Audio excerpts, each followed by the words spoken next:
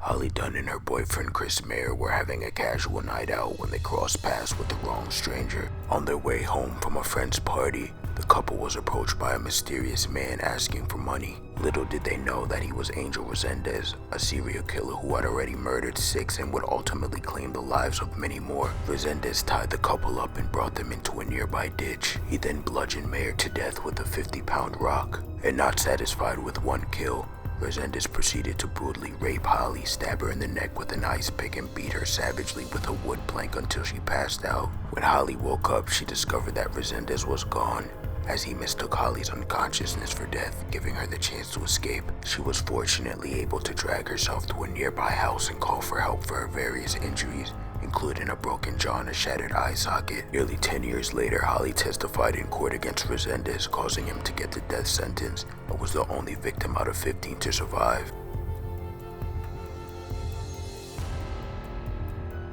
Elizabeth Schoaf was on her way home from school when a man claiming to be a police officer declared that she was under arrest. He then handcuffed the 14-year-old girl and took her to his home deep in the South Carolina woods. The kidnapper named Vincent Filia chained her in a bunker beneath his isolated trailer and assaulted her daily over the course of 10 days. Knowing that no one would be able to find her, Schoaf spent several days building up her captor's trust, and eventually Filia allowed her to use his phone to play games, but instead she used it to text her friends and parents. Not too long after, the authorities used the phone signal to find her approximate location. Filia was then captured and eventually sentenced to 421 years in prison.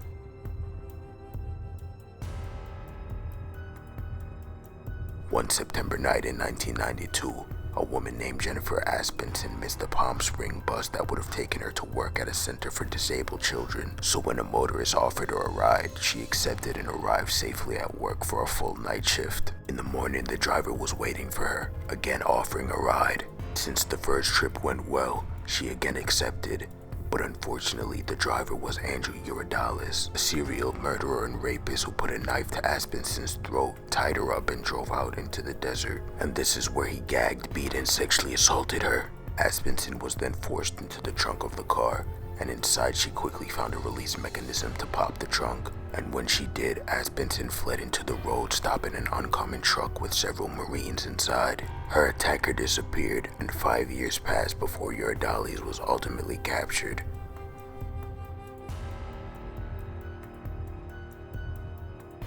A woman named Micheline and her husband Marcin didn't have the most loving relationship. Marcin had grew tired of his wife and decided to get an accomplice and attacked her with a stun gun. He then tied up her hands and legs and tried to think of how to get rid of the mother of his 3-year-old son. His gruesome idea was to dump Micheline in a cardboard box, drive her out into the wilderness, and bury her alive under a few inches of dirt.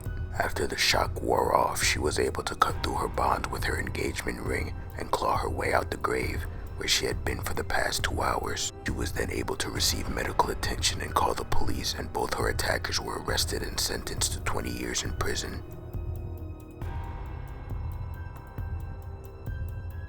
Jeffrey Dahmer is one of the most notorious serial killers of all time, killing and dismembering 17 young men between 1978 and 1991. He turned a quiet Milwaukee apartment into a horror house by luring victims and ultimately using them for everything from medical experimentation to cannibalism.